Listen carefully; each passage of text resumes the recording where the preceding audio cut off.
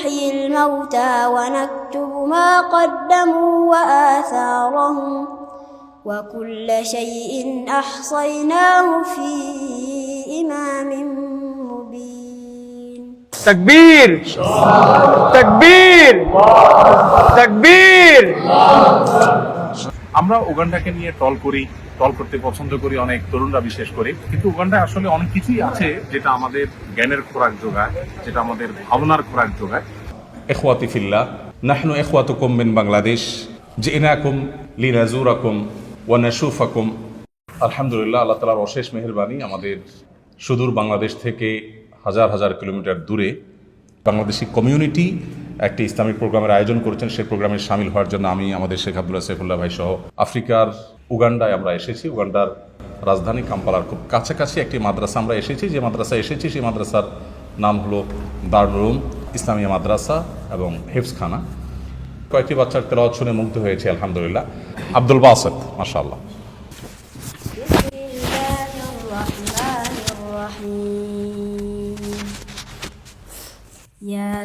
ياسين والقرآن الحكيم إنك لمن المرسلين على صراط مستقيم تنزيل العزيز الرحيم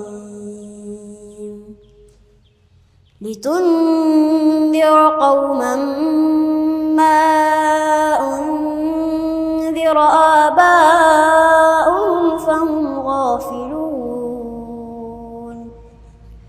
لقد حق القول على أكثرهم فهم لا يؤمنون إنا جعلنا في أعناقهم أغلالا فهي إلى الأذقان فهم مقمحون وجعلنا من بين أيديهم سدا ومن خلفهم سدا فأغشيناهم فهم لا يبصرون وسواء عليهم أأنذرتهم أم لم تنذرهم لا يؤمنون إنما تنذر من اتبع الذكر وخشي الرحمن بالغيب فبشره بمغفرة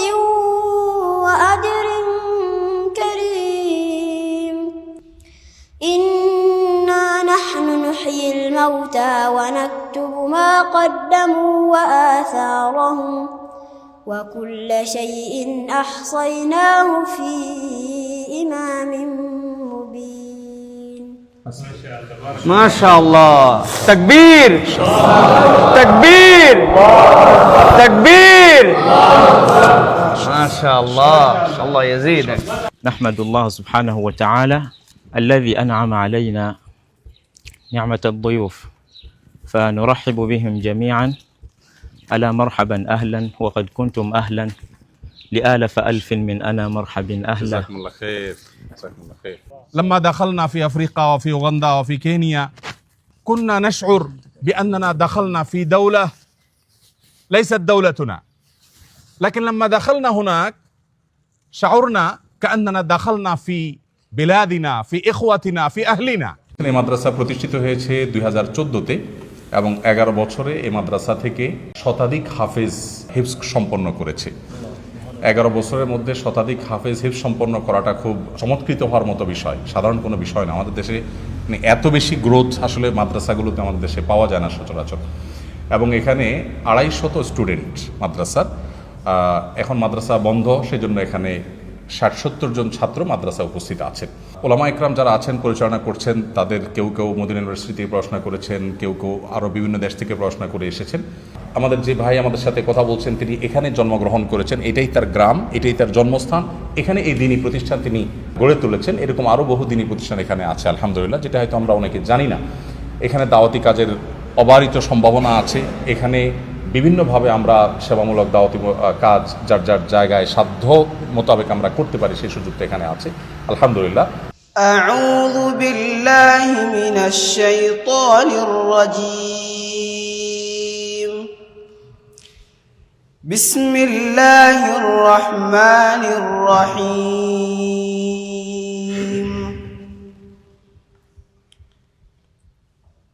الذين جعلوا القرآن عضين فوربك لنسألنهم أجمعين عما كانوا يعملون فاصدع بما تؤمر وأعرض عن المشركين إنا كفيناك المستهزئين الذين يجعلون مع الله إلها آخر فسوف يعلمون ولقد نعلم أنك يضيق صدرك بما يقولون فسبح بحمد ربك وكن من الساجدين واعبد ربك حتى يأتيك اليقين. إخواتي في الله، نحن إخوتكم من بنغلاديش، جئناكم لنزوركم ونشوفكم. لا بد عليكم أن تكونوا علماء متميزين ودعاة بارزين. على رأسكم هم عظيم ألا وهو الدعوة إلى الله سبحانه وتعالى، الدعوة إلى التوحيد والسنة في أنحاء أفريقيا بل في أنحاء العالم كلها. إن شاء الله. naga musanyufu nnyo era basanyufu okubeera nga babadde bawulira Uganda, bawulira bulungi abantu abasoma ekitabo kya Allah, basoma eddiini, abasoma ilmu, naye nga tebafunanga chance basinkanako nakubalaba, naye ne bagamba nti lwaliro Allah basobozesezza babeera nga babalabyeko. Qulu alhamdulillah. মাশাআল্লাহ। আল্লাহর মেহেরবানিতে আমরা এখানে এসে যেটা দেখেছি, এখানে মানুষের মধ্যে ডিসিপ্লিন কোনো ক্ষেত্রে কোনো সেক্টরে আমাদের দেশের চাইতে অনেক সুন্দর চোখে পড়ার মতো। যেমন দীর্ঘ জ্যামের মধ্যে বসে থাকলেও সবাই চুপচাপ বসে থাকছে, হর্ন বাজাবাজি করছে না, ডিসিপ্লিন খুব মেনটেন করে রাস্তাঘাটে চলছে, সব জায়গায় চলছে, এয়ারপোর্ট থেকে নিয়ে প্রত্যেকটা জায়গায় আমরা দেখেছি যে তুলনামূলক পাবলিক প্লেসগুলোতে মানুষ অনেক বেশি ডিসিপ্লিন মেনটেন করে চলছে। নেগেটিভ অনেক দিক থাকতে পারে, কিন্তু পজিটিভ এই জিনিসগুলো আমাদের চোখে পড়েছে। আমরা একটা জিনিস দেখেছি খুবই গুরুত্বপূর্ণ, আমাদের দেশে নির্বাচনী পোস্টারে বা রাজনৈতিক প্রচারণা, এমনকি ধর্মীয় প্রচারণায়, ওয়াজ মাহফিলের পোস্টার ইত্যাদি দিয়ে যত্রতত্র আমরা ছেয়ে ফেলি। এখানে আমরা দেখেছি যে সামনে নির্বাচন, যারা ইলেকশন করবেন তারা তাদের ছবি সম্বলিত পোস্টার নির্দিষ্ট জায়গায় তারা সেটে রাখছেন এবং খুবই গোছানো এবং ওয়েল প্ল্যানেড, সোজা কথা, যেটা মুগ্ধ করবার মতো। এবং আরও অনেক জিনিস আছে যে জিনিসগুলো আসলে চোখে পড়ার মতো এবং মুগ্ধ হওয়ার মতো। এখানে মুসলমান যারা আছেন তাদের সংখ্যা প্রায় 30%-এর বেশি মুসলমান এদেশের স্থানীয় আছেন। আমাদের যে ভাই আমাদের সাথে কথা বলছেন তিনি এখানে জন্মগ্রহণ করেছেন, এটাই তার গ্রাম, এটাই তার জন্মস্থান। এখানে বিভিন্নভাবে আমরা সেবামূলক দাওয়াতি কাজ যার যার জায়গায় সাধ্য মোতাবেক আমরা করতে পারি, সেই সুযোগটা এখানে আছে আলহামদুলিল্লাহ। তো বারবার করে তিনি আমরা যারা এসেছি আমাদেরকে ওয়েলকাম করছেন, ধন্যবাদ জানাচ্ছেন, শুকরিয়া জ্ঞাপন করছেন।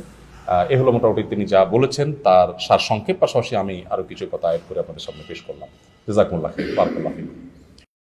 আস-সুন্নাহ ফাউন্ডেশন, উম্মার স্বার্থে সুন্নাহর সাথে।